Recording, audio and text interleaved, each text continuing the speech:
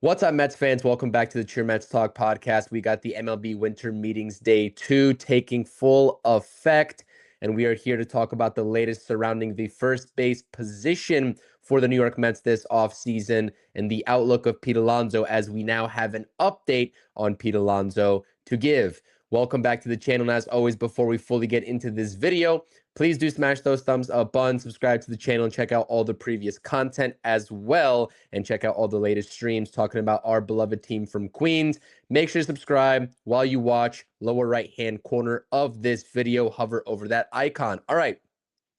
Per Mike Puma of the New York Post, Pete Alonso is driving to the winter meetings himself, Florida native, as we all know, on Tuesday to meet with interested teams. That is going to be tomorrow. He is meeting with the Red Sox and the Orioles, who are among the clubs that want to speak with him. And this is an interesting development. We've been giving Pete Alonso updates in the slow market that has progressed. And this also goes hand in hand with the Mets' continued interest and more serious interest, per a lot of MLB insiders, in Kyle Schwarber. This seems to be a real scenario where the New York Mets let Pete Alonso walk and they go ahead and get Kyle Schwarber. And in that scenario, the main question, the first question that a lot of Mets fans have is, who is playing first base for the New York Mets? Because I don't think it's going to be Mark Vientos. I don't think it's going to be Ryan Clifford. I don't think it's going to be any internal candidate. They would have to go externally, whether it's free agency with a guy like Okamoto, who we've talked about before on the channel, or whether it's via the trade route.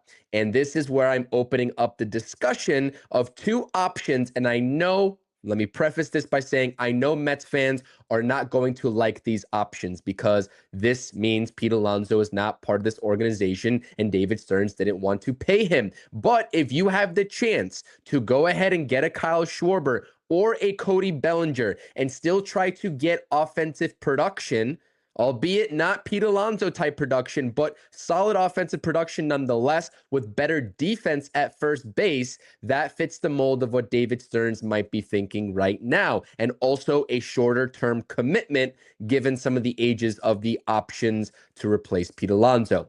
And this is where I want to open up this conversation, so bear with me right here. The first option is of the St. Louis Cardinals, and it's going to be via the trade route with Willson Contreras, who was actually linked to the New York Mets way back when at the trade deadline before he got traded to the Cardinals, and the Mets never made the deal. Now, this comes from the Foul Territory podcast from the winter meetings in an interview with St. Louis Cardinals manager Ollie Marmol.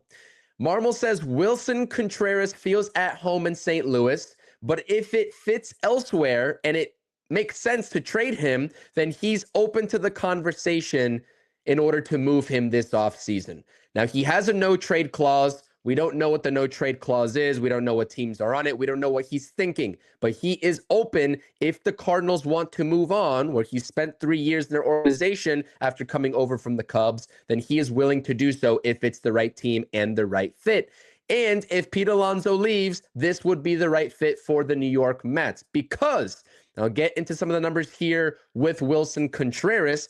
This guy's 33 years old. He's going to be 34 in May, and he is just not going to have the contractual obligations associated with the deal that he would come over rather than spending that money on Pete Alonso. And like I said, the only reason and the only time that I would even entertain this if I was David Stearns is if you get another premier bat to replace the production of Pete Alonso like Bellinger or like Kyle Schwarber. And then you have the opportunity to pivot and get an external candidate like Contreras for first base. I'm not saying that this is going to be the first option as a backup to Pete Alonso, but it could be a option for David Stearns. I would not put it past him. And you take a look at some of the numbers here. It's interesting because Contreras came up as a catcher. We all know that. But given some of the injuries that he sustained in 2025, it was his first full season transitioning to first base for St. Louis in his career. And he provided some pretty good metrics defensively and surprisingly better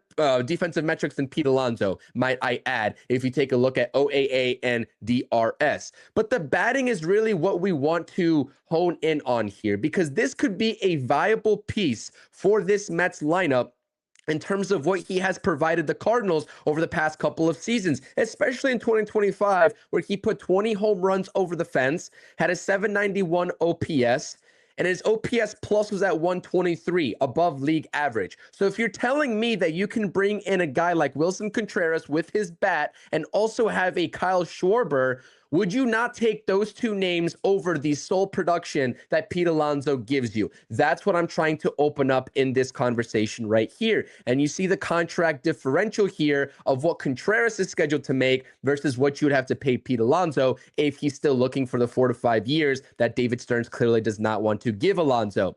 $18 million in 2026 is what his payroll hit is supposed to be, as well as $18.5 million in 2027. That's $36.5 million guaranteed over the next 2 seasons. Honestly, not that bad. And a club option attached where the Mets can make a decision for the 2028 season. He's getting up there in age, but I do think that he has a couple of good years left, especially with the bat, and could fit right in there at first base. So that is the outlook of Willson Contreras.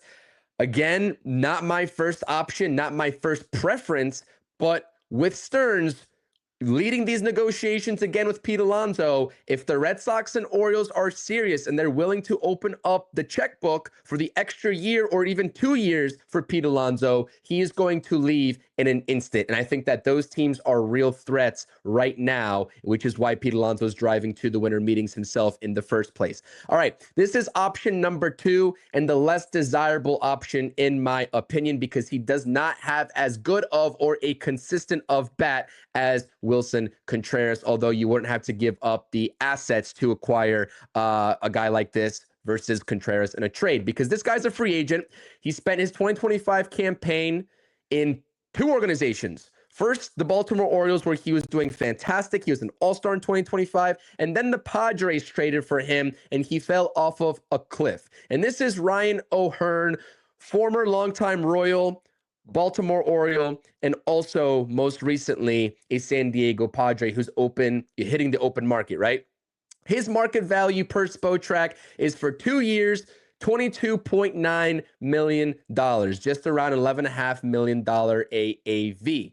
Now, Ryan O'Hearn also is an outfielder, corner outfielder, and can play first base, and he's done so for quite some time now. And he also has better defensive metrics than Pete Alonso, right? But you're talking about 20 plus home run potential with Contreras. You're only talking about 15 home run potential with Ryan O'Hearn, even though he did, I think, put 17 home runs over the fence in his all-star campaign in 2025. Ryan O'Hearn simply is a plan C or a plan D option in the event that Pete Alonso leaves. Nothing more, nothing less. Guy that's not going to really wow you, but can complement your lineup if you get another premier bat via free agency or trade on the market if Alonso ends up going elsewhere. So, like I said, not the best options here, I would say. Contreras is clearly a step up of Ryan O'Hearn, but the Mets have to start thinking about opening up the pockets for another premier bat not named Pete Alonso, especially with the rumored interest with the Red Sox and the Orioles for Alonso, and also talking about how to backfill first base